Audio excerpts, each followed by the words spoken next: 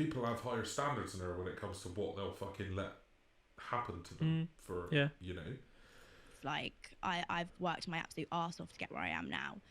But I love that. I've worked my absolute ass off to get it. No, you haven't. What is she? You've shown a lot of ass. So like, what's even?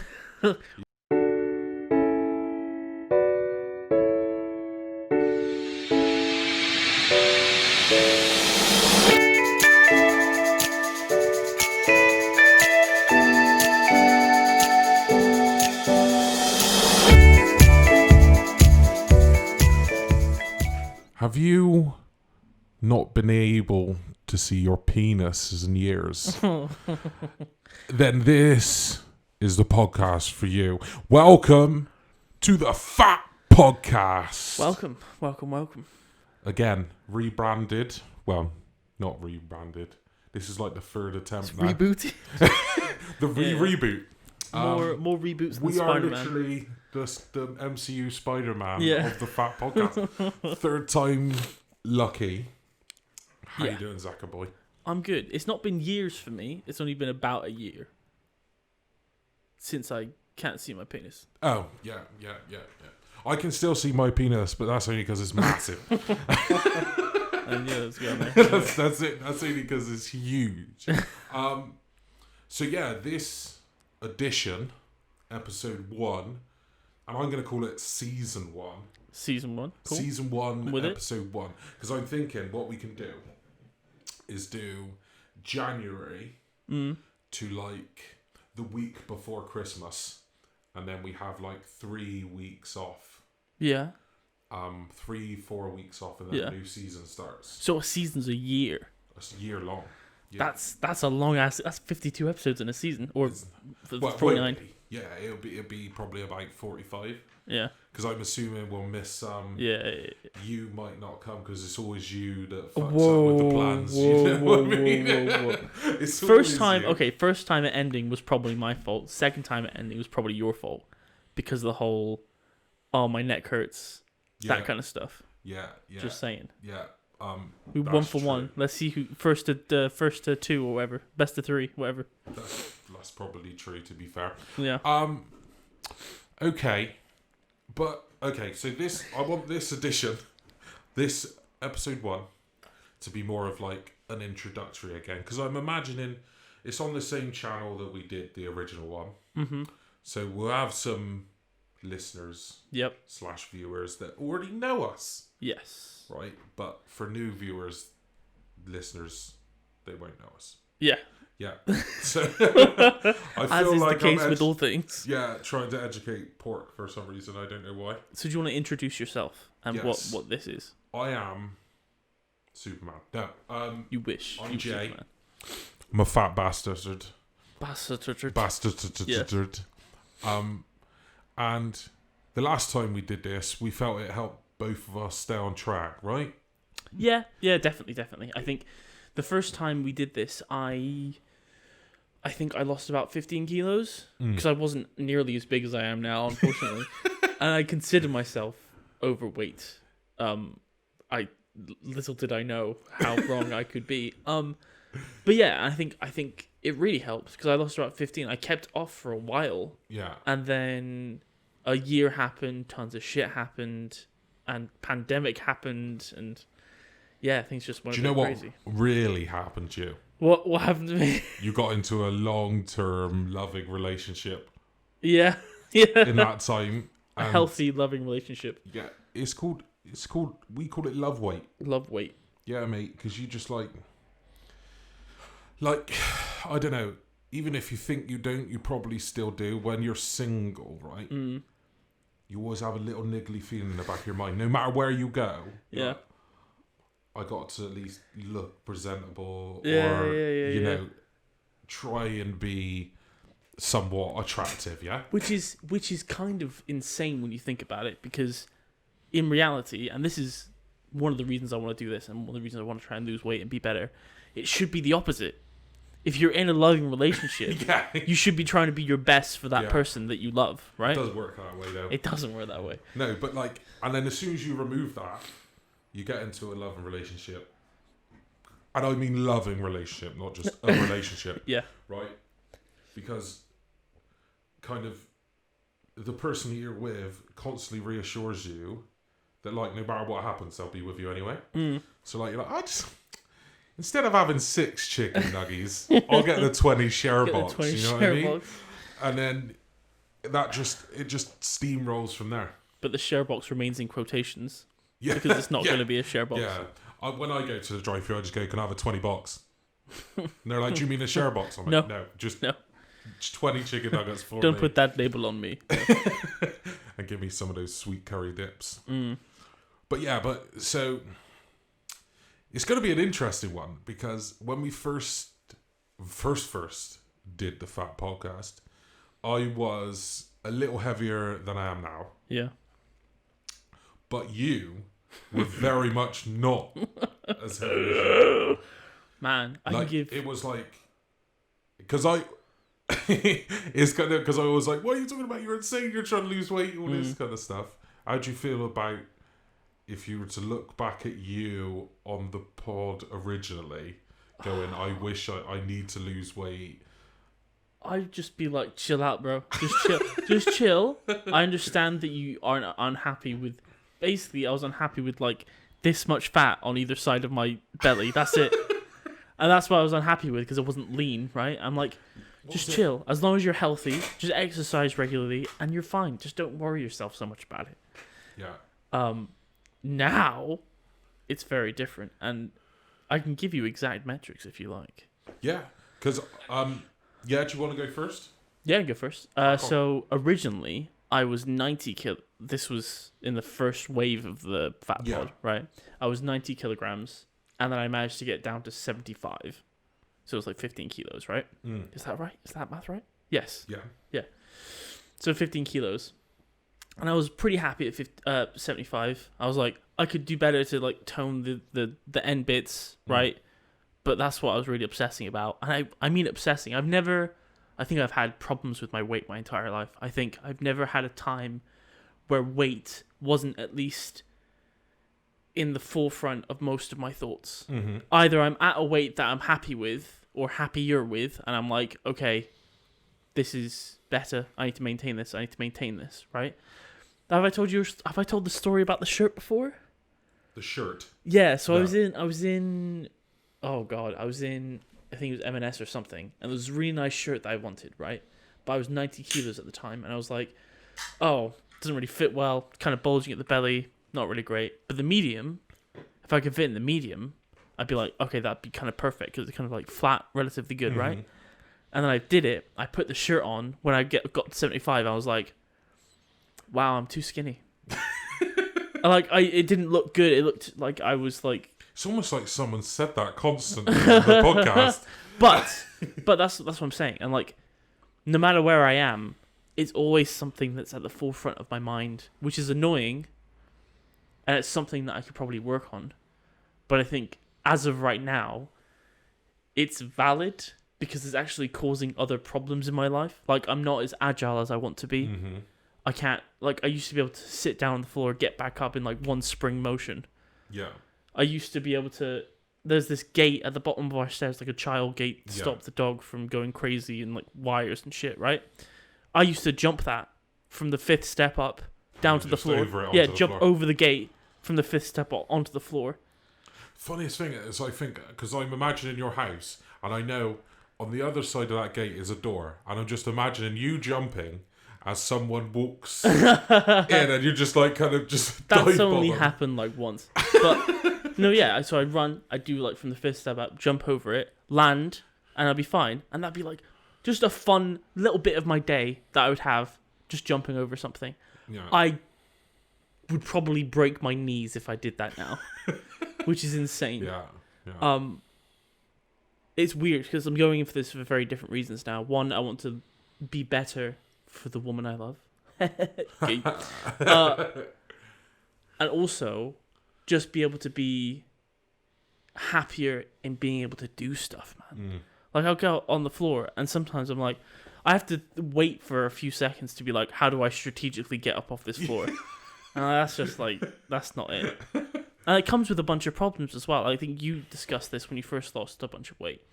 like lower back pain. Mm-hmm. Funnily enough, after getting a standing desk and playing darts, which is a thing we'll probably talk about in a bit, Yeah. the lower back pain is like 70% reduced. Nice. So like standing a lot really helps with How it. much you... Obviously, you had... I don't think you've actually worked because you've had annual leave No, since I you haven't. got your desk. Yeah, I have you? haven't worked. I was Yeah, about to say, next week on the pod, I want to know yeah. what percentage of your working day you think you stand up for. Fair. Now you've got your desk. Yeah, I Yeah. mean, the 2 days, it's not really fair because it's the first 2 days I had it. Yeah. But the first 2 And you days I had constantly it wanna use and it I was then, don't you? working. Yeah. Yeah. I spent half the day. So the first half of the day I was standing. Then afterwards, it's a nice little treat for after lunch. Yeah. Chill out. Just chill out, yeah. It's probably... Weirdly, digestively, it's probably better the other way around. Maybe. Yeah. We'll see. I'll play with it anyway. But yeah. So, are you comfortable saying how much you weigh now? Yeah. I've always been comfortable with that. So right now I'm at 100. You British people won't get it. Hang on. 100 stone. Hang on. Okay, you Whilst convert at say- the same time. So, kg to stone. Right? And you are... Bear in mind, 2 years ago, less than 2 years ago, I was at 75 kg. Yeah. So this is an explosive. It's actually kind of scary to think about, right? So 75 kg. So what's that? 75 is, for us British people, is 11.8 stone. What's that in pounds? Because that's also what I work with. I work with everything but Now stone. you're asking two different things. What? Right. So, kg to pounds. So you were 75. It's 165 pounds. Yeah, which is like lighter than like an average person of my height should probably be. Like Yeah, probably miles. probably like Yeah. 80, 85, Yeah, like yeah. 185 pounds is like the Yeah. sweet spot for a dude my size. Yeah. So now I'm 130 kilos. How many? 130. 130. So you're literally nearly bang on. Nearly bang 20 on. and a half stone. I guess, yeah. Yeah, which is no, not grams. I don't know. 286 pounds. So, Well, actually, to be fair,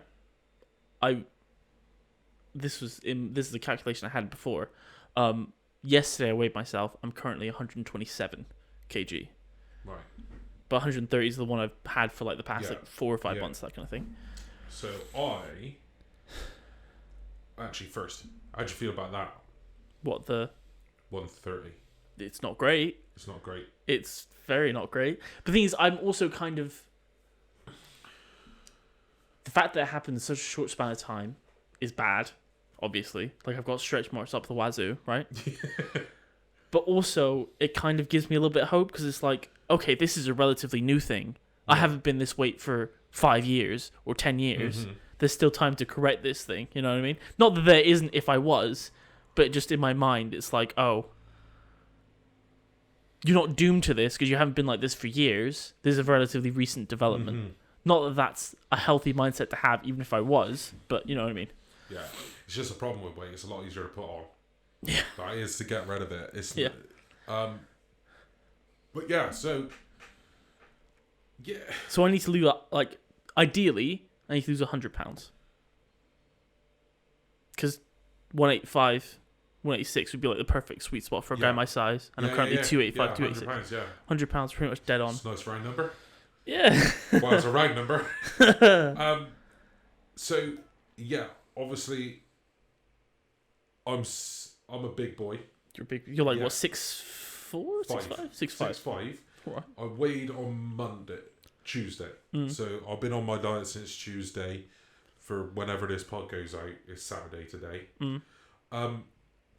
So yeah, and when I weighed, I was 340 pounds, Right. which is about 24.4 stone. Right. So I'm basically 4 stone heavier than you, Yes. right? When we started the pod the last time, I was literally a tickle underneath 25 stone. yeah. You know,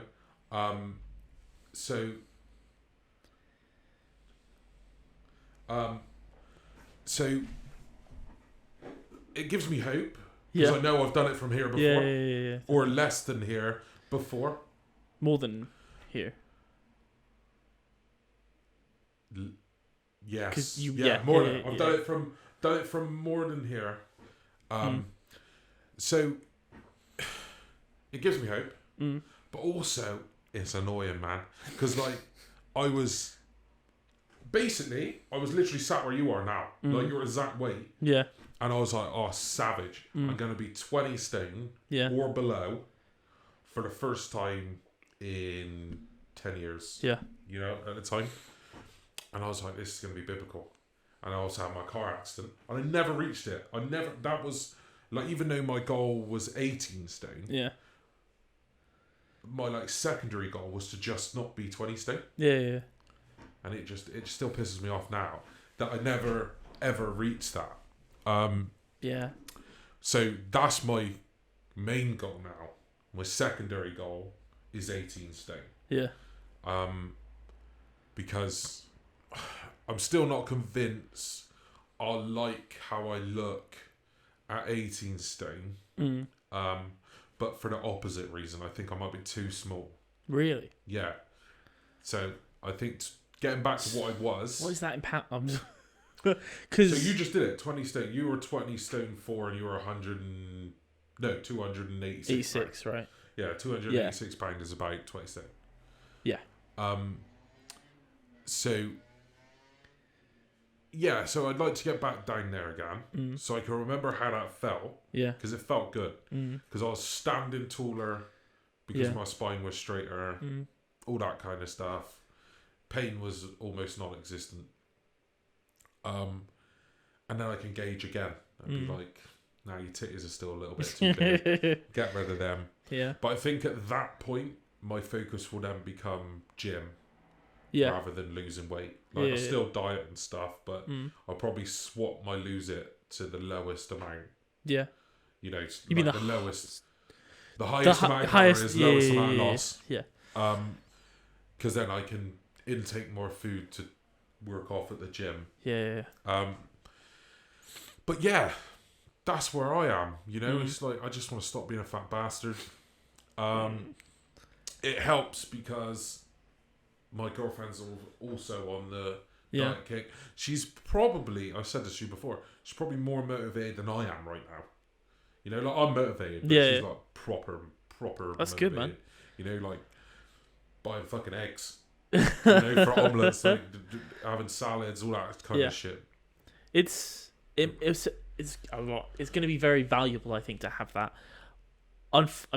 Fortunately, well, I don't know how you put it, because it's double-edged sword, I guess.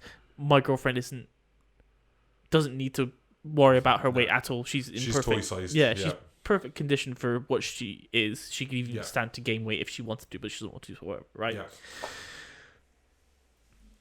And she's a feeder, just like I think a lot of people are. Yeah. I think a lot of people. The problem is we both have girlfriends that bake. Yeah. Don't we? It's Yeah. Cakes I all enjoy the time. I don't see my slice of fucking. Of cake you promised me, by the way. I'll bring it next time if it's still good. I don't know. It's not gonna be good in a week. I don't know. But yeah, that's gonna be good for you, I think. And also, she's now doing a shop for dieting. So like we get our weekly shop. Yeah. But it's focused upon being a good egg. You know what I mean? So like being a good egg. The other day, like I was telling you, I had like 2 days in a row. I had all my food, like my scheduled food, my breakfast, my dinner, my tea. Yeah. And at the end of it, the first days I had 1,400 left, and the second day I had 1,300 left. Yeah. And I was just like, what the fuck do I do? Because like I've got no crisps, I've got no chocolate, Yeah. I've got none of this like easy snack food. Yeah. Like usually my go-to would be like a bowl of cereal, but I didn't have any cereal either. So it's just That's an odd go-to snack food to me. I fucking love Cocoa Pops, mate. Fair. Even no matter what time it is. But yeah, so that was interesting. But it's weird because I had a different like mindset. That this is what I mean about being less motivated than I was before. Yeah. Because my mindset last time would have been, that's it. Cool, you're 1,400 for the fucking day, go to sleep, move on to the next day. But whereas this one, I was like, nah, I need to eat that. I need to get to that number, you know? Because obviously I lost the first like stone the first time around in like 2 weeks, like 2-3 weeks. Yeah. It just fucking flew off. It's Yeah. like, well, yeah, say 14 pounds, so like 6 kilograms in like 2-3 weeks. Just Yeah. bosh. That was pretty extreme. Yeah. So yeah, I think I'll need to up my motivation to stay on it. But my motivation comes From results. seeing, yeah. I haven't weighed again yet, so if I weigh and I lose like 4 pounds, it will give me like a jolt, and I'll be like, "Fucking sick! I want to beat that next week." You know, which is a bad way to be, because eventually it will just go. It'll plateau a little bit. Just plateau, yeah. But yeah, I think that was a good insight into where we both are. So do you have so your target is about 85 kilograms? 185, yeah. Oh, yeah. So 80, 85, somewhere in that range, yeah. Yeah. So 5 kilograms heavier than you were at your lowest when we did the fat pod. But what about like the makeup of what your body looks like? So that's the thing. I'm going to try. Because obviously, if I remember rightly, in the original pod, you were trying to get to 10% body fat. Yeah. Wasn't it? I'm not sure where I got to. I think I probably got to like 15, something like that. Yeah. 15, you were trying to get to 10, weren't you? That's just like fucking biblical now. But, yeah. I was trying for that. I think right now, because the idea of juggling, okay, I need to stay consistent at the gym, I need to lose weight, and I have other goals as well for this year that I want to do. I want to complete a bunch of courses for like IT and stuff. I don't want to put too much pressure on myself to be like, okay, so you have to do 3 times a week and you better be a fucking Adonis by the time you get to this weight or whatever. Right now, I'm just looking at weight, because one, that's a decent barometer, especially when I'm my weight, of me making progress into a healthier range. But one, for my body, 2, for like my internal body, like you know what I mean, like general being able to walk up a flight of stairs easier, and also just like sometimes I feel like my blood is pumping heavy, you know. Yeah. Feels like it's got a bit of syrup in there, a bit of barbecue sauce. Yeah, exactly. And just, I don't think I really got that. And if I did, it'd be for like an hour one day after I've gone crazy, not like I'm trying to fall asleep and suddenly I feel like I'm gonna die. You know what I mean? So. Because we both have the issue of being fucked at the top of work staircase. Yeah. We both work in the same building. Yeah. So, and we've got 2 flights of stairs to go up. And that is another thing. I wasn't tired when I was at 20 stone when we were doing our original diet. Yeah. Like I get up there. I used to run up that bitch. Yeah, you know. But now I get in there and I don't walk in straight away. I just stand by the window for a bit. Bro, I'm curious as to how many people do, because I do the same thing. I'm like, I can't go in there. I can't walk in there going... Fucking fucked. Yeah. No, it's not going to happen. It's a dark time. But yeah, I think that's a good intro. Yeah. Into us and our state. Being a good word. I think I'll talk about the thing I said I was going to talk about first. This isn't the one you have a link for. This is the one you can't get a link for. So what I'm doing is something I did when I was like 15, 16. I don't know if you remember that I told you, but I told you. I think I told you. So when I was like 15 or 16, I was big into like self-improvement and like testing myself mentally, right? And like being a fucking idiot, like solving Rubik's Cubes and shit or whatever, right? Anyway, I was like, hey, I should try. This is coming off the back of my brother, actually. He did this first, and then I tried to do it. Don't look at me like that. Just wonder what the hell you talking about. So I tried, and I succeeded in going 1 year without eating any sweets or chocolates. Yeah, I remember. Yeah. This is what I'm trying again, starting as of today. I was about to say, because you definitely had Jaffa cake. No, yeah. So I'm going to make it so that the only thing I eat of chocolate while I'm 26, or sweets and chocolate, is a slice of Jaffa cake. And that's it? That's it. Okay. That's the goal. But this Jaffa cake, you can't just like make a Jaffa cake. No, okay. no, you know the Jaffa cake I consumed yesterday. That's the only thing. Right, okay. Why? Just to see if you can? Just see if I can. And also I think it'd be helpful, because I will mindlessly do it. Because Because I remember I tried again, not kind of like half-heartedly, a few years ago before I ballooned up. And I think just default, I would fuck it up just because I'm like, I just had 3 slices of, 3 cubes of Cadbury's milk because it's just there.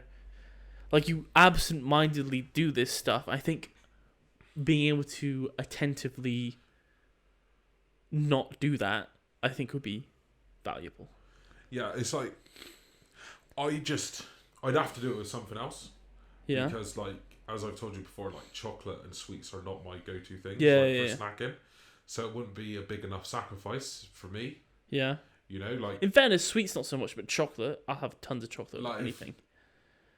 It depends on how much you like chocolate, really. Because, like, for me, like, my version of chocolate, for, like, Ruth's like of chocolate, it's like my version of burgers. You know what I mean? Like, I just could not live without burgers. I also, here's another big thing, but I added this as a caveat. 1, to help me save money, and 2, to help me not be massive. Be massive, yeah. Massive. I'm also not, while I'm 26, so this year, Yeah. including as of yesterday, right? I can't order any takeaways. From now on. From now on, this entire year, I can't order anything. I can have restaurant meals, as long as it's not like, I sat in a McDonald's. You know what I mean? Yeah. So like, I think you could go to Nando's. Yeah, I think Nando's is good because it's good food. Yeah. That's actually good for you, like a butterfly chicken breast. Yeah. With, fucking no fat on it. Yeah, exactly. That's healthy as fuck. Yeah. So yeah, I can go to a restaurant, or I guess my mouth is filled with saliva. I could go to a Nando's and say, hey, can I get butterfly chicken breast to go? That's acceptable. But like fast food and like ordering like pizza and that kind of shit, that's a no-go. Yeah, I can make pizza. Pizza's your thing, isn't it? Yeah, man. I love me a good pizza. But I can make pizza at home, or I can order. I can't order, but I can buy like a pizza base or whatever and make my own pizza. That's fine. But I can't be like, yo, Domino's, hit me up with that 2,000 calorie a slice pizza. All right, so it is January the 8th, right? Yeah. Right? Yes. Yeah. 8th. Right. It's the 8th because it's the day after your birthday. Happy belated birthday. Thank you. So on the 7th of January, what I want you to do next year. Actually, it'll have to be before that, so we'll do it on the Christmas special. On the end of the season. Sure. So this is a whole year, so I have to go about this. What I want you to do is go on to your Uber Eats app, right? Yeah. I want you to export your orders. Yeah. But at the end of the year. Yeah. So you can see how well you did. Yeah. Because then I can judge what I consider to be fast food. It's gonna be wet. It's gonna be done wet. Unless Nando's start delivering to my area from Uber Eats, it's gonna be zero, mate. Or it's gonna be like groceries. Yeah, but that's fine. Yeah. Then we can go through it and be like, you fucking boss this shit. You know what I mean? Yeah, I wouldn't even begin to say that I do that. Yeah. Because I just won't. Like, there's going to be a day, and it's usually when I'm home, not as bad, but when I'm at work and like I go in lunchtime, I'm like, because I got to go out and get food anyway, and I'm like, but if I go to Burger King, I don't even have to get out of the car. You know what I mean? True. It's like if I go to McDonald's, I don't have to get out of the car. Yeah. So yeah, it's more difficult. Like literally, the more I go into work, the worse it is for my physical health. You know, it's a bit ironic, isn't it? Yeah. So it might be good for my mental health, but it's not good for my physical health. Yeah. But yeah, I'm not doing that. Like in my head, literally at the moment is for 2-3 weeks, I'm gonna be doing just calories. Yeah. Simple as that. Calories. And then once my body and my mind have adjusted back to dieting version of myself, then I'll start fasting 1 day a week. Okay. For probably like a month. And then actually I'll probably start fasting for 1 day a week until I plateau. Yeah. And then once I plateau, I go to 2 two, days which a I was week. originally Yeah. Because every time I've tried to start fasting straight away, it just fucks up. I feel like fasting. I will probably be intermittent fasting most days, but I don't think I could do like a full fast of like I do. nothing. I'd have to go because I've done it before. I don't have nothing. Anything under 500 calories counts as a fast. Yeah, I don't think I'd be able to. I think I would have to go nothing. So I could do a fast for 20. I've done 24-hour fast, like even last year. I've done a few 24-hour fasts, right? Yeah. But I don't think I could do. I don't think I control. I can't do moderation, which is why I'm cutting all this shit out. It's nothing or everything. Yeah, exactly. Yeah, that's fair. But yeah, so good luck. Thanks. With the no takeaways, but definitely good luck with the chocolate / sweet. But I don't know how much you eat chocolate / sweets. Chocolate, pretty much every day. Yeah. Sweets. I can go like weeks without having like a bit of chocolate, but I couldn't go. Maybe you should try and X out burgers. Just burgers. Yeah, like crisps. Oh mate, I fucking love crisps. Just like they're the perfect snack food.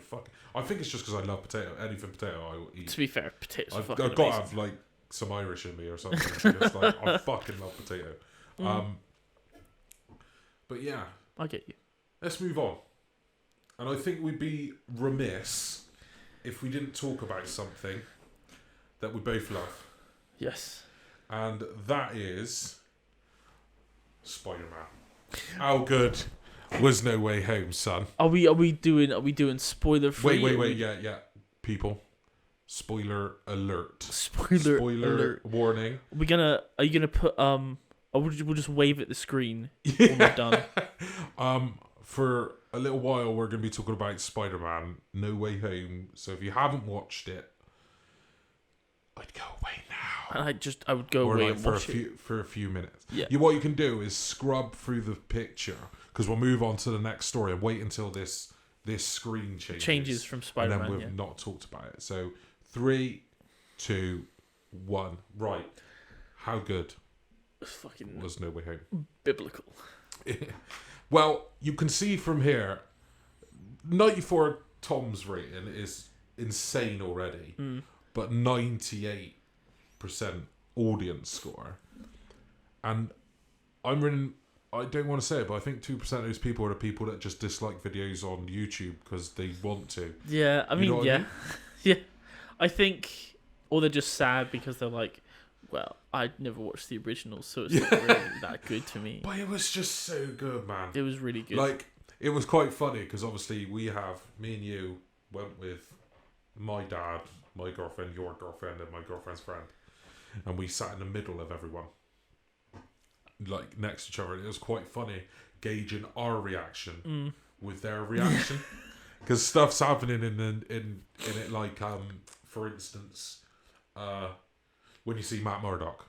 Yes. And it's such like a nothing thing. He just suddenly appears sat in his thing, doesn't he? Yeah, sat in his apartment. In the room, yeah. And we were like, oh my God. Like, literally fucking, like, shaking. Not a reaction around us. Just, like, because people are just not that invested, I guess, in all of the Marvel I think stuff. it was because, I think I kind of regret it, but I kind of also don't because of COVID and whatnot, right? But it's because we went so late. We went, like, 2 weeks after release. So everyone has either seen it like 5 times already, so they're not going to go fucking biblical, right? Or there are people that are just like, I guess I'll watch this Spider-Man film then. Yeah. You know what I mean? And they have no background or investment in Spider-Man like we do, which is insane. I think we talk about Spider-Man even before this film came out, probably a bi-weekly basis. We'll mention it at some point. Yeah. Just because I love it a lot. Yeah. It's probably my favorite superhero of all time. Yeah. Then probably like maybe tied with Iron Man, but we'll see. Yeah. And then you will just be along for the ride. You like it as well. Yeah, I like it. I like Spider-Man. I like the Marvel stuff. And obviously, like, Spider-Man 2, Tobey Maguire, Spider-Man 2 is like one of my favourite, and I think one of the best superhero films ever made. Like, it's not super flashy or anything like that. It just does what it does on the tin. It's kind of like the same reason that I love Winter Soldier. I just think in isolation, it's like the perfect film, like for those heroes. Yeah, you know what I mean? Because there's no massive stuff that happens in Winter Soldier. You know, it's just a really good action film. I think I like the original Spider-Mans of Tobey Maguire. I even like Andrew Garfield's Spider-Man. And I like Tom Holland's Spider-Man. But they're all so different. They are, yeah. And I think they're all very of their time as well. I said this to my girlfriend because she wants to start watching them from the beginning as well. Yeah. I was like, prepare yourself, because it's very much an early 2000s film. Yeah. Like, it's very, like, the way we think of superhero films today is like flashy, action, comedy, sarcasm, that kind of stuff. 30-year-olds playing 40-year-olds. Exactly, yeah. And you could classify the first Spider-Man films as like superhero opera. It's very dramatic. Yeah. Very lot of very close-up shots, tight holds. Yeah, exactly. And like the romance part of it, I think I blame the original Spider-Man for the shit romances we see in future superhero films, because they try and put it in there, and like especially the original MJ. Yeah. You hate her so much. Oh, dunce. Oh, I mean, a dunce. Fucking, oh, mate, just everything about her character is just like whiny. Like, the worst part is you can half forgive the whininess pre-knowing Peter is Spider-Man. Yeah.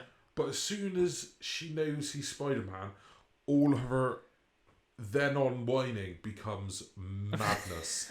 You know, it's like, it was like, that's one of the best things about No Way Home is they brought back all these people but left all the shit ones. Yeah. You know, they're like, no one wants that. Or they gave shit ones a second chance.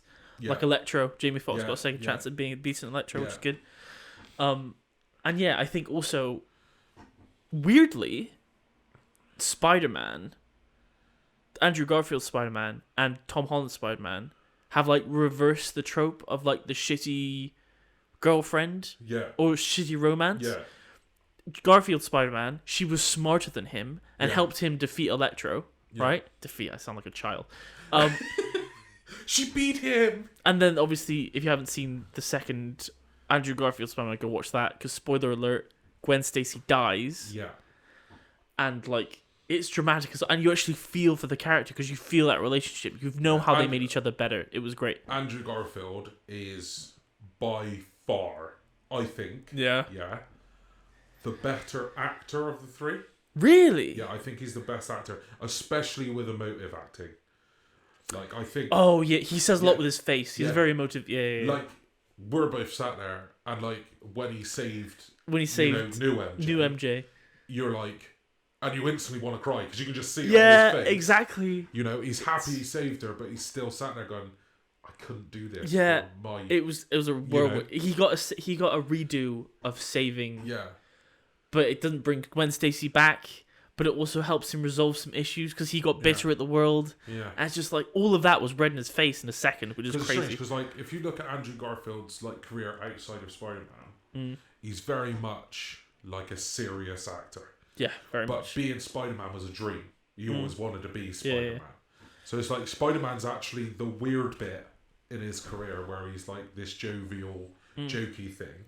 But it's quite funny because people consider him to be the best Spider-Man, don't they? As in how he acts. Because like, you know, he's almost a near perfect like comic Spider-Man. He's banter. He does Spider-Man he's banter. And like also just I think just like this everything about like his suit also really added to the whole, because I think it's very like subdued reds and blues. Yeah.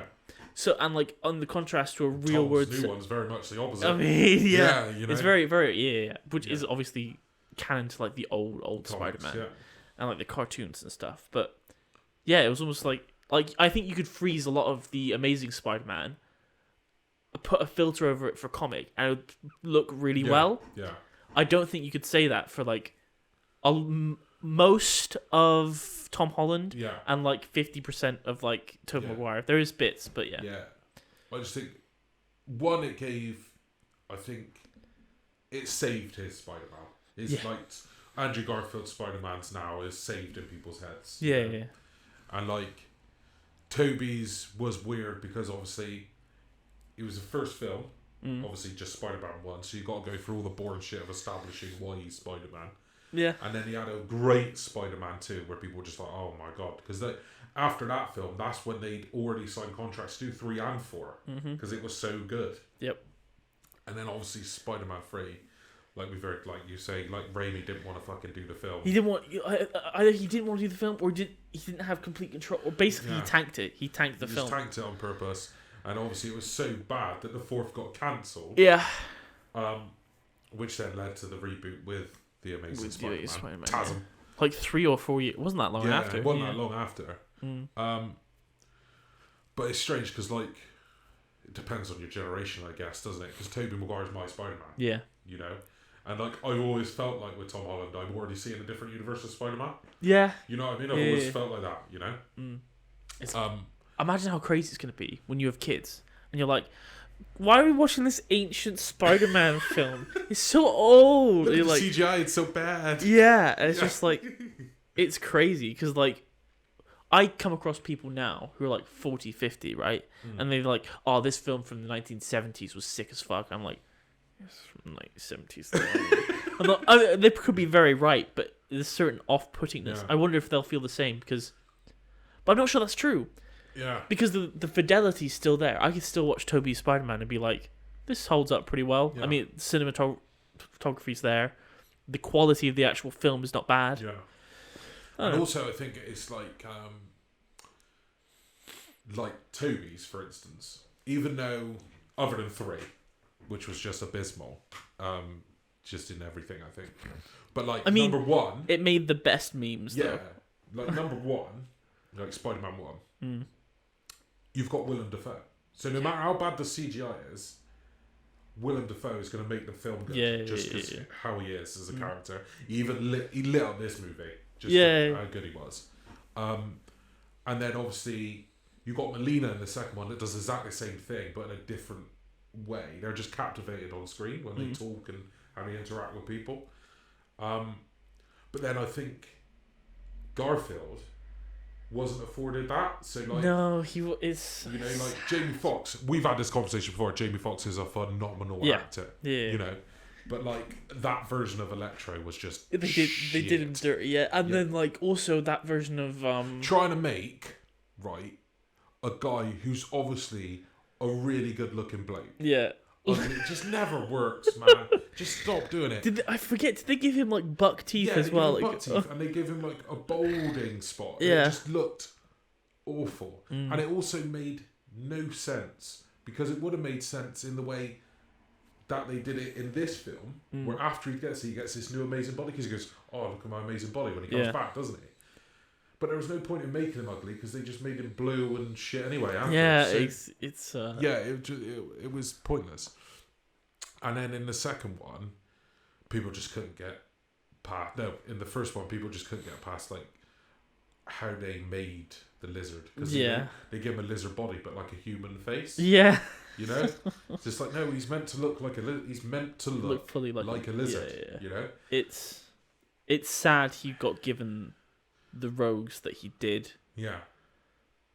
And how they were made as well. Yeah. They both could have been great, but just done properly. And like, obviously, and then we move into MCU Spider-Man, current Spider-Man. He's got Keaton, amazing actor. Yeah. And did, I think, as much as you could possibly do with a shit villain like Vulture, right? But I think they did that because I think in the first film, they wanted it to very much be friendly neighborhood Spider-Man, so they had to give him something small. Yeah, you know, like a Vulture. Yeah. And then the second one, Gyllenhaal is fucking another Mysterio, amazing actor. Mysterio. I wasn't too fond of how they made Mysterio. Yeah. Because I didn't like that. You know, well, the main thing I didn't like is that he died. I mean, yeah. You know, because it's like Gyllenhaal. You know, he wanted to be Spider-Man himself back in Tobey's time. Yeah. Interesting. And that, but it was like, but Mysterio is such a good villain. It would be great to have him around. Like illusions from a special effects standpoint, you can do so much with that shit, can't you? I think, like when he makes Peter see Iron Man's dead body come out of the fucking grave and start chasing him. That shit. Like, you can do so much that. It was a shame that he Yeah, I think died. it was. I think it was failed by some of the writing. Not that it's necessarily that bad. It's just the idea of Spider-Man giving away the keys to the Stark Kingdom to a guy he just met. Yeah. Is lunacy to me. The thing is, that is lunacy. But what's even more lunacy is that Tony Stark would design a pair of glasses that could be used by anyone. Yeah, exactly. Not You coded. know, Yeah, exactly. It would have literally everything about Tony Stark would say, if Peter put on the glasses, it would go, "Hi," call him a stupid nickname. Yeah. You know, and then if the other guy put them on, they'd like fucking self-destruct or some shit. You know what I mean? That's what should have happened. Yeah. Especially someone that Tony himself fired. Yeah. Yeah. It's weird. You know what I It's mean? weird. Yeah. So you'd have been like, yeah, that guy's a little bit unhinged. Probably not. Don't let him put this shit on his head. Yeah. Um, And like, I'm glad that we now. I think there's going to be a bountiful harvest of new Spider-Man films with Tom Holland, because now he's actually Spider-Man. Spider-Man. He's not Iron Man Jr. He's not. You don't even have his gear. Yeah, he doesn't have anything. He's just going to be Spider-Man. I think that's going to yield some good results. I wonder if they'll put Gwen Stacy in the next one. That's what I said to you, didn't I? I said I wonder what I've seen online. I'd be very excited about. Right? Yeah. Because I hear big whispers that the next female, like, major character in our version of Spider-Man is going to be Black Cat. Okay. Right? And I've heard that Anna Taylor-Joy is Don't know who the that top is. choice. You do know who Anna Taylor-Joy is. What's she from? She's in that chess thing on Netflix. Oh, yeah. Yeah, I can dig that. Yeah. Yeah, she's one of the main choices to be Black Cat. And I'd love that because it gives him a romantic interest, but one who is a superhero / villain / grey area. You know what I mean? Yeah. But I'm very excited about that. I think I'm just very excited about Spider-Man in general, because the thing they're basically printing money at this point because Tom Holland is so young. Yeah. He can be Spider-Man now for another 15 years. Yeah. You know what I mean? And then even he, if he wanted to stick around, could be the mentor person then at the end. You know, kind of like we love the Spider-Verse movies. Yeah. Like Peter is in that. He could become that Peter. Yeah. You know? The old, wise, greying Spider-Man. Basically become Toby, what Toby was in this movie. Yeah. You know? Yeah. I think it was a nearly perfect movie for us, especially as fans. It's like a huge love letter to the fans. Yeah. But it also is self-contained greatness as well. Yeah. Like, my girlfriend had never seen any of the Spider-Man movies ever, and she was like, that's still like a 10 out of 10 movie, which is insane to do. All right. Before we move on, one question. Two full questions. But then again, if you answer one, it's true for the other. What?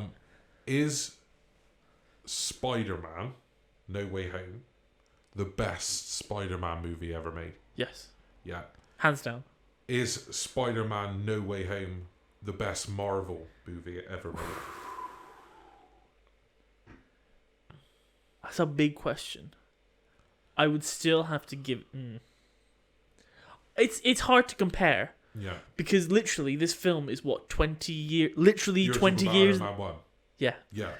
Because this film is 20 years in the making. Yeah. 2002... Well, yeah, 2002 to 2022. Essentially, right? I can't... Iron Man 1 is a masterpiece of a film. Okay. In my opinion. Right? But it can't compete with 20 years of official lore and tying it all together. Here, people. I would say, for me, yes. So Spider-Man No Way Home is the best Marvel film ever made. Yes. I would say so. I actually am in agreement. Yeah? Yeah, I think it definitely is. I think, one, because of the 20-year build-up. Yeah. Two, because it made the multiverse. The multiverse is a thing. It's a big thing now. Yeah, right? yeah. I know it was established in Loki multiverse, but this made it a thing, right? And as I say, I think it's probably the biggest love letter movie to fans ever made. Literally, it has to be ever made. Yeah. Ever made, ever. And I think all the pieces came into place perfectly. And it's insane that all the pieces came into place perfectly. Because they're lucky enough that they can have the Spider-Man young enough and able enough to be in a film together as Spider-Man. Yeah. Like other things, because I said to you about like Batman, because Keaton's coming back in Flash to be Flashpoint versions of Batman. But all the others are fucking ancient. Yeah. Or dead. Yeah. You know and the fact that we're lucky enough to have a timeline, I'm talking about our universe here, where Alfred Molina's fine, Willem Dafoe's fine, Toby and Andrew still want to play Spider-Man and still can play Spider-Man. Sony still has an agreement that can allow us to make a film in the official Marvel universe, licensing out the character. The fact that Marvel could even tie that all together and be able to pay everyone and still make a profit, that's a lot of moving pieces. Yeah. And I think the chances of all of that happening is very low. So I think it's nearly impossible to make a better love letter film ever again. Yeah, it's fucking stupid good. It's fucking stupid good, honestly. It's And just before we leave that, I just want to say, I've already said this to you, but Tobey Maguire is now the first film in the MCU. Okay? Yes. So, now gonna move on to this exciting segment I like to call Show Zack Something Out of Context. Okay? It's a working title. Yeah. So, I'm gonna bring someone up for you viewers on YouTube. You can see as well, but you only be able to hear. Do you know who that person is on the screen? It looks like heavy fake tan, heavy eyebrow version of Miss Marvel, Captain Marvel, of Brie Larson. Brie Larson, yeah. Brie Larson, yeah. Right. So I'll play it and then I'll tell you who this person is. Okay. So you've got your volume up. Yeah, I got one. That we do, and I just think like you're given one life and it's down to you what you do with it. Like you can literally go in any direction. And when I've spoken about that before in the past, I have been slammed a little bit with people saying, you know, like it's easy for you to say that, you know, you've grown up and you've not grown up in poverty, you've not grown up, you know, with major money struggles. So for you to sit there and say that we all have the same 24 hours in a day is not correct. And I'm like, but technically what I'm saying is correct. We do. So I understand that obviously we all have different backgrounds and we're all raised in different ways and we do have different financial situations. But I think if you want something enough, you can achieve it. And it just depends to what lengths you want to go to get where you want to be in the future. And I'll go to any lengths. Like I've worked my absolute arse off to get where I am now. What do you think about that? So obviously this video is from @TSRBYS. Has got about 11.5 million views at the moment. Probably, if you're homeless, just buy a house. Okay. So this is Molly May. Okay. A contestant on 2019 Love Island. Okay. And she came second. Sure. Right. And this has been called probably the most tone deaf video of the year. Yeah. Given it's only January. And you know, Boris hasn't done a lot of videos yet. What do you think? I might need to rewatch it, but it seems like she just kept flip-flopping between... I know there are different situations for different people, and that causes different issues, but also, if you work hard enough, then you can... Those don't matter, which is just a statement that doesn't make any sense. So, this has caused a veritable Twitter shitstorm, right? This video, to the point where even I found out about it. Right? Yeah. Because basically, she came from a privileged background already. Yeah, so her parents are pretty wealthy. And obviously, she went into Love Island at 18 and hadn't had a job. And then came out of Love Island and given money because she's in Love Island. And then she's like, you know, I think if you work hard enough, you'll get what you want or whatever. Yeah. It's like the most ridiculous shit ever because everything was given to her anyway. Yeah. You know, like I'm not saying she probably hasn't worked hard outside of it. Yeah. But like, the normal person doesn't have someone coming up to them going, "I'll give you 20 grand for an Instagram post." You know what I mean? Yeah. And like some people are in shit positions. Like they were dealt a crap hand, man. Like you think about, like you hear about stories, don't you, where, you know, there's a family of 3, for instance. The parents die, and the oldest kid ends up being their parents. They're not going to be fucking doing this shit, and they're not even going to be able to. And you hear about people working 2 jobs and still using food banks. You're telling those people they don't work hard enough. Yeah. You know? It's kind of fucked. Like, it's loads of stuff, like, people have been replying with, like, her own Instagram posts where she's like, "Oh, just got up, it's a nice afternoon." It's like, yeah, you sound like you're working really hard. You know what I mean? You sound like you work your ass off. You know? And I just, everything about it is just really bad. Can I see it again? So what's the question she gets asked?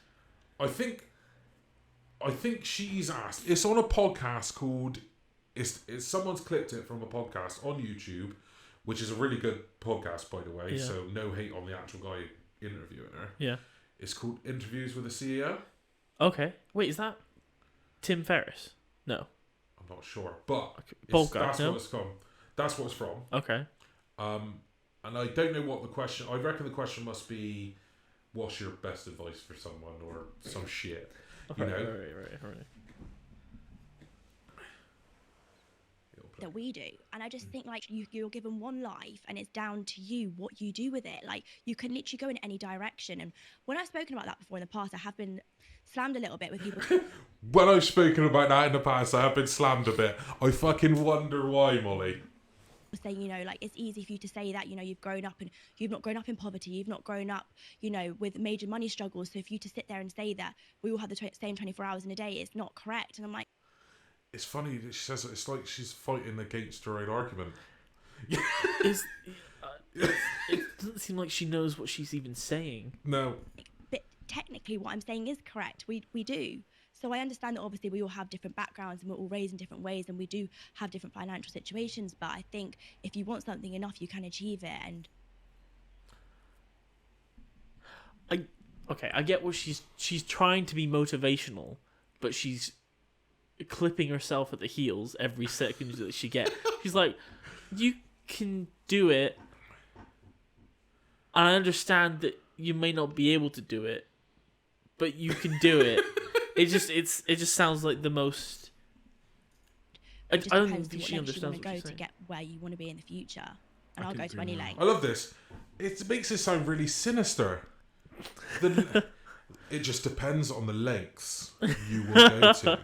You know, it's like, I hear contract killers make a lot of money for relatively low amount of work. It's like, it just sounds weird. It's like, I really want to date Margot Robbie, right? And I will go to any lengths to make that happen. It's just a fucking ridiculous thing to say. Yeah. You know, it's like, and then she goes, "I'll go to any length. I'll fucking go to any length." Like, you know what I mean? And obviously she did, because she was prepared to fuck someone on telly on Love Island to get a bit of fame. You know, she's already put her hand in the pot of like misery and shit. She's already delved that low. The cookie jar of misery, yeah. But I don't think she understands that people have higher standards than her when it comes to what they'll fucking let happen to them for, you know. Like, I've worked my absolute arse off to get where I am now. But I love that. I've worked my absolute ass off to get it. No, you haven't. What is she? You've shown a lot of ass. So, like, what's even you know what's what I mean? even her job? This is where, because I was looking into this. When she came out, she was offered, and then she was offered. Get this one. She has no qualifications, right? Yeah. You ever heard of a brand called Pretty Little Thing? Vaguely. Clothes. Vaguely familiar. They offered her the role of creative director. Sure. So, but with no qualifications. To be a creative director. So it's director. clearly just a title to just have this person attached to the company. Yeah. So they can go, Molly May works for Pretty Little Thing, and all of the girls around the world that love Molly May go, oh, I want to buy Pretty Little Thing because Molly May's a creative director, and obviously she had input into all this, which she didn't. I'm curious. Yeah. A few things. One, right, because I don't watch Love Island, and my girlfriend doesn't watch Love Island, and no one I really know other than you Yeah. and Ruth Yeah. watches Love Island, right? Yeah. Do you think... I'm not saying this is a good or bad thing, because I think... I'll go into that later, but I think there's value in certain things, right? Do you think children watch Love Island, or like teenagers watch Love Island and go, I totally want to be on Love Island? Yeah. That's... So they see her as an But aspirational figure. But it's kind of like, it goes into that thing, doesn't it? They did a poll recently with kids and what they wanted to be when they grew up, and it was YouTube influencer or Twitch. Yeah. Wasn't it? Yeah. You know, so our multimedia age is changing. Like, kids don't go, what do you dream to be, Timmy? When you're 18, no one goes, I want to be a scientist or I want to be a doctor now. They go, I want to be Asmongold. You know what I mean? Even Asmongold doesn't want to be Asmongold. You know, that's what they say.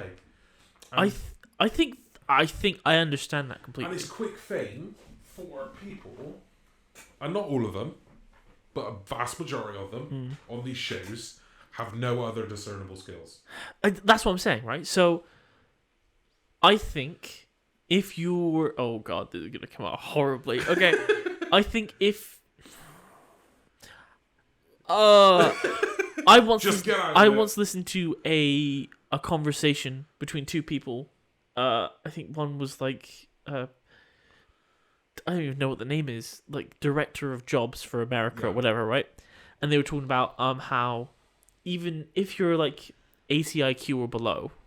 This, once again, it just sounds horrible even from the start gate.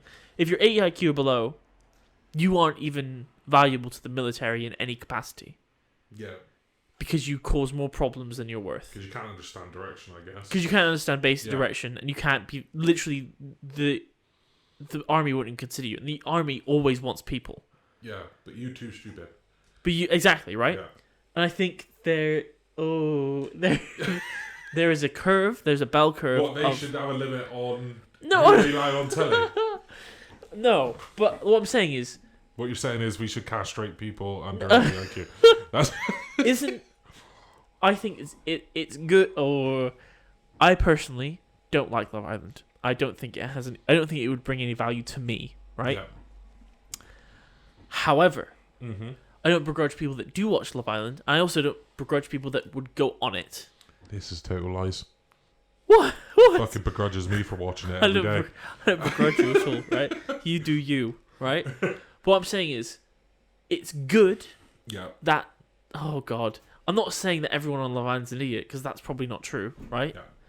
But for people that might not have reputable skills, right? Yeah. To get gainful employment, but are very attractive, right? Mm-hmm. I say very attractive. Can make very attractive to a lot of people that... Oh, my God. I think it's good that some people that are very attractive, that don't... Or perceived as very attractive, that don't have a lot of skills, have a place where they can make money, I guess. Yeah. But at the same time... But that's fine. Make all the money you need or want. Yeah. But don't go around telling people they're lazy because they're not as rich as you are. Yeah. When you've done nothing. Yeah, it's... Except from flash a bit of skin. You know what I mean? On Love Island. Yeah, definitely. I agree. And it's really tone deaf. It's just... It just shows... It's like she's the first time she's speaking. And she doesn't know how to make a clear point. Like, if I was trying to persuade you of something, I wouldn't constantly be also convincing you at the exact same time that what I'm saying isn't true. And that's what that is, which is just bizarre. I don't understand what she's doing. I think you ever get asked a question and then you don't... It's like a job interview. Yeah. It sounds like she's been asked a question at a job interview and has been forced to answer it. It's the verbal equivalent of size 18 font. Yeah. And she's just waffling. Yeah. You know, just like... But yeah, a veritable shitstorm came out of this. Yeah. When was this posted? Was it? This was posted on the 5th. So 3 days ago. And it currently has 12.4 million views. And even some comments here. Let's read some of the comments. And if you watch the whole podcast, you know this isn't even the worst thing she said. Oh dear. Like people, what's the full podcast? Just going through some of these is just this read of her I find in Reddit is spot on. Oh my god. What does it say? So this is the part that gets me. People never critique her without saying first, I know Molly May does work incredibly hard. But she doesn't, question mark. She posts about waking up in the middle of the afternoon most days, then just gets Starbucks delivered and lounges around in her penthouse watching Netflix. In every vlog where she talks about working hard, the only work she does is having her makeup done and doing a photo shoot for a fast fashion brand. And that isn't to say modelling isn't hard, but she isn't even an actual model. She doesn't do half the grunt work real models have to do. She's never designed anything. Her clothing edits are always just basic pieces other people have put together. She has zero sense of any sort of interesting personal style, but we're supposed to believe she works so hard to be a creative director, when so far it seems to be a vanity label that consists of her pretending to take notes in her Louis Vuitton day planner. Please. Yeah, that's dark. That's damning, isn't it? I think also people say, "Oh, I know she works hard," or "I know he works hard," or "I know they work hard" for any specific role, right? But in theory, they might not. Like some things come easier to some people. Yes, sir. But some things would come easier to certain people, right? Let's say you hate the limelight and you hate talking to people because you stutter in public speaking or something, right? Then public speaking or being a politician or something would be very hard for you, right? But let's say you were a bullshit artist from like 16. You know how you know how to use your silver tongue from 16, and it's just innate, right? Yeah. And you become a politician. Are you working hard? Yeah. Or are you just doing what you know how to do and getting paid handsomely for it? I feel the same way about modeling, right? I think for someone like me, I think modeling would be hard, right? Yeah. One, I'm not attractive enough, right, to be a model, right? Two, I think there are I've seen videos of certain models, right? And they'll go like from pose to pose to pose to pose, like get the shot, get the shot, get the shot, and like, that's really impressive, right? And obviously that's a skill they've honed over time. Yeah. But I think that's probably not the norm of 3 seconds one pose, 3 seconds one pose, 3 seconds one pose. And if that is, fair enough. A lot of models work really hard. But I think probably the vast majority is just like, okay, go like this. Then they get a certain feedback from the camera operator and be like, okay, a bit to the left, a bit to the right, a bit up. Well, I think the difference is like, that she's not a model. She's an Instagram model. They're different. And she's only an Instagram model because she's already a celebrity. You know, through Love Island, right? Yeah. But being an Instagram model, you take your pictures. So once you're happy with it, you're done, aren't you? Yeah. Like, but when you're a model and you're like, do a pose, and then they take a picture of you, and he goes, shit, keep going, you've kind of got no idea when he's going to stop. Yeah. You know, he or she. I think, and I think you're just going to be like, it's completely different. And like the idea it's like saying Kim Kardashian's a model. She's not a model. You know?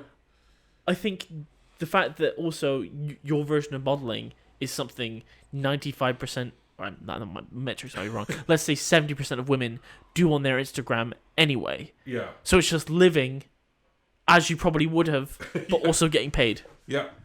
Yeah. It's ridiculous. Yeah. But yeah, what's your thoughts on that video in a sentence?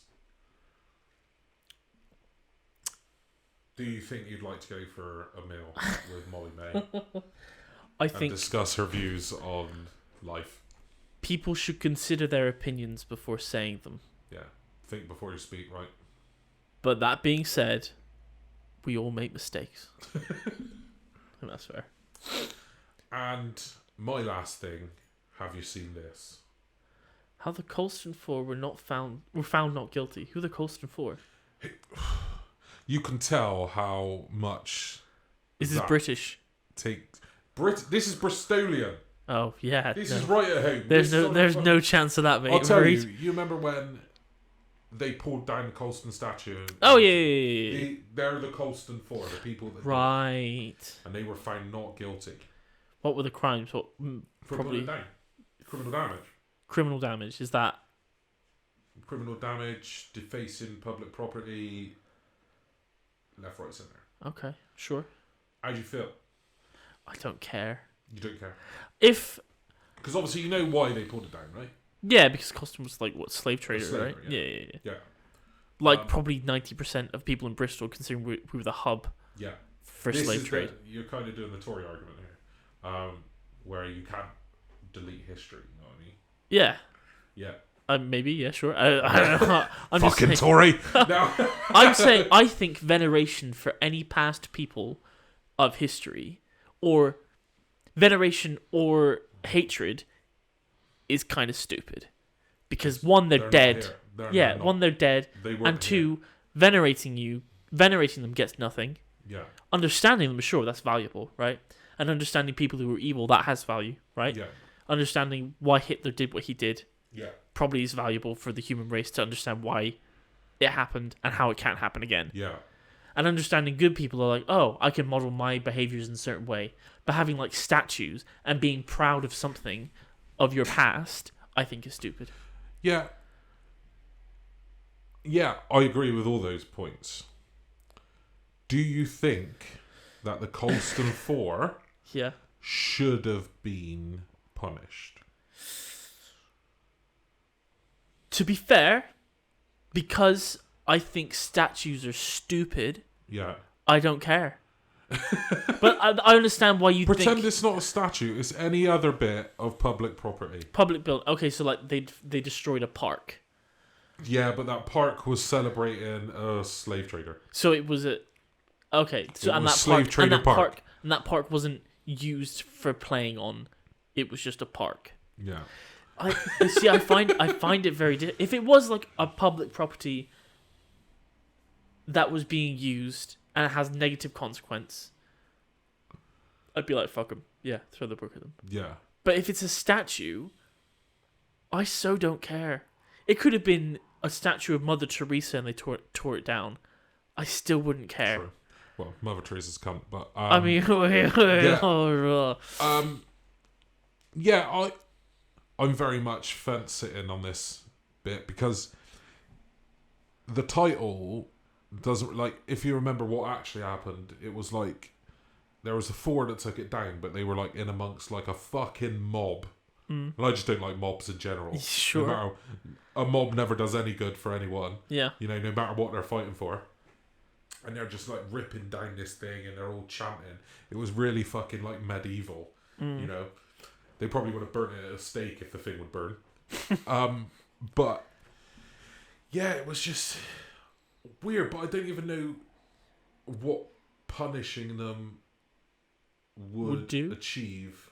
Because as I say, they were the 4 people that pulled it down in amongst Hundreds. thousands of others who would have brought it down if they weren't there. Yeah. You know, so Yeah. And the thing is, like, these people that feel so passionately about these causes,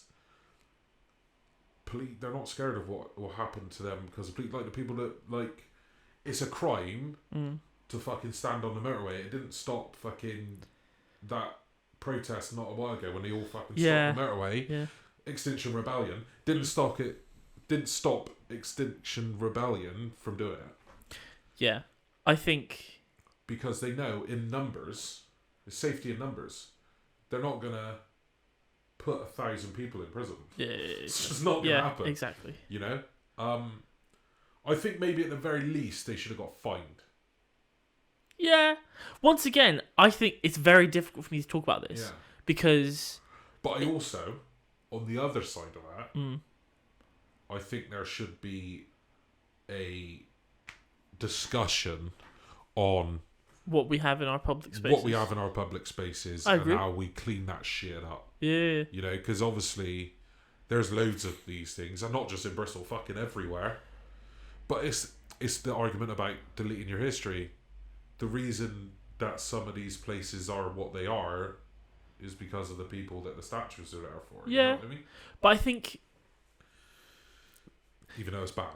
you know how some houses in central London or even in Bristol, right, will have thatched roofs, Yeah. right? They can't get that changed. No. They need to get it rethatched by a specialist Yeah. if it gets fucked up. And if it gets too fucked up, the government will be like, hey, your house is looking fucking shit. You need to sort it out. It's Yeah. part of our history. I think that's the most stupid thing in the entire world. I think, classic building laws Yeah. are ridiculous. I The worst one, right next door to Colston Hall, which isn't called Colston Hall, it's called Bristol Beacons now. The Bristol Beacon, I think, is obviously Hippodrome, right? And I found this out by someone who worked there, because Hippodrome is a classic building, Yeah. so they can't change it. They also can't change the furniture inside. Yeah. They can only repolster. So Yeah, the original- chair, Yeah. they can't do anything with. So the space they got, I said to them, we're actually getting bigger Yeah. as a species. When I sit in fucking Hippodrome, Yeah. I am like a sardine in a tin, right? Oh dear. And we gotta get special. When we and Ruth go to watch something in the theatre, we gotta be either on the end of the aisle or at the front, because otherwise I'm just Yeah. So we're going soon, 28th, Bedknobs January and 28th, broomsticks, bed knobs right? and Yeah. broomsticks, and we've right at the front. But mate, if you sit inside, you'd struggle. You're 6 foot. You'd struggle. You'd be like, "Fucking hell, it's small air." But they can't do anything about it. They're not allowed. And they own the building. And there's no point in owning it once it becomes a classic building, is there? If you want to take a row of chairs or a chair, pop it in a museum, fine, that's cool. I understand preserving parts of history to view upon them, right? But preserving them in place of practicality is stupid. It is stupid. That's and I think the same way about statues, right? I don't care about who made Bristol. I care about where Bristol's going. Yeah. And I think that should be everyone's stance. It should be. But I think a lot of people are I'm guessing the other side of the argument was well, yeah, he was a slaver, but he also helped build a lot of buildings. Yeah. I'm like, what? Mm-hmm. I think that's a stupid argument, and I think venerating anyone and putting statues of them up, unless it's a statue of Spider-Man. Yeah. I know.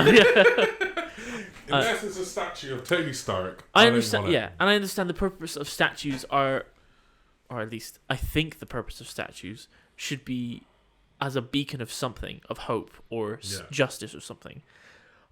One, I don't know very much about Colston, but if he was a slaver, I doubt he's a beacon of anything. Yeah. You know what I mean? Yeah. That's fair. And then the final point of the podcast is one you've brought up. I haven't looked at. We probably should have done it first, to be honest. 'Cause okay, we'll see what it's about. What is it? What is it concerning? Ketogenic diet. It's what my plan is. I'm not going to be too insanely steadfast No, because about we've this. come full circle. This is good. Okay, We'll start with diets. We end with diets. We end with diets. It's the Fat Podcast way. Hey, exactly. Why does your Wikipedia look so good? Why is my Wikipedia? The formatting looks really good. I don't know why. My Wikipedia always has that massive thing. Anyway. Yeah, so this is my plan to slowly get onto it. Probably not immediately, just because it's quite prohibitive. But my plan is to go on the ketogenic diet of pretty much 0 carbs, and should I read it for the viewers? Yeah, you can do the top line. The ketogenic, is that how it's pronounced? ketogenic. Yeah. The ketogenic diet is a high-fat, adequate protein, low carbohydrate diet that in medicine is used mainly to treat hard-to-control refractory epilepsy in children. The diet forces the body to burn fats rather than carbohydrates As a fuel, so it'll use lipids. How does it treat epilepsy? No idea. It's still Find out, Zack. It's still. You're meant to know about this. I'm not trying to cure any kind of epilepsy, but it's also in recent years. I say anecdotally, right? But there's so many people who have done it that I follow, right? Yeah. Doctors, medical professionals, Yeah. who claim it has nothing but benefits. And they show it in their lab work. That the ketogenic diet has nothing but benefits. Yeah. Interesting. I understand that they would say that for themselves because they're the primary users. So and high fat, I thought that'd be bad. evidently I thought you'd want low fat, high protein, adequate carbs. you'd think so, right? But apparently, no. Apparently, I'm going to try it anyway because I haven't tried this specific How one. long are I you think going to try it for? I think starting from February, I'm going to be fully on it. Okay. I'm going to do a bit of a transition now just to Yeah. see how things work. Maybe sooner, but a few months at the very least, just to see, probably like 3 months, just to see how it goes. Yeah. Because I've tried others. I've tried like veganism, right? For like a month, right? It just didn't work. It just made me feel bad all the time. I was Makes you a little even bit pretentious at the same time. Yeah. I think, yeah, it just made me more tired all the time as well. I think different diets probably work better for different people because different people have different genetic makeups, right? Yeah. So if veganism works for you, that's cool. That's great. Go keep doing it, right? And if high carbohydrate diet works for you, that's great. Yeah. Do it. But I've tried both those things and neither of them make me feel good. The best I've ever felt was the first time we did this, and what I had was chicken breast, and pretty much every day all I had was like chicken breast and cherry tomatoes, whatever, right? Tomato, right? And I felt my energy was high, my mental clarity was high, my energy was high. Yeah. Did I say it? My memory probably isn't good either. But yeah, it's the best I've ever felt, and I think I'm gonna go to this because I think it's missing something in terms of making me happier with the diet itself. Yeah. Because adherence is everything, isn't it? So from February. Yeah, you'll be maybe doing sooner. this. I'll be playing around with probably a few days on and off. Yeah. Now anyway, but yeah, that's the plan. Cool. We look forward to the results, mate. Same. So that brings us to the end of episode 1, season 1. Should probably say it the other way around. Season 1, episode 1. Reboot 3. Reboot 3. The reboot The reboot. of the Fat Podcast. How do you feel it went, buddy? It's been fun. It's been good. Fun. Yeah. I think I'll probably have And a we few did it in the more. man cave today. It's a good man sweet cave. man cave. You know? And look at this like brick effect as well. It's beautiful. Beautiful. It is good shit there. Good shit. You know? But thank you very much for listening / watching. Yeah. And we will see you soon. Yeah, let us know what you think about the new format. I think it's the best we've had so far. Yeah. Comment down below. See if you like it, how it looks. Because I wanted it to be a little bit more interactive. People can see what we're talking about. I think that's good. What we're talking about. Yeah. That kind of stuff. But yeah, let us know in the comments below. And we'll see you next time. Bye-bye now. Thanks.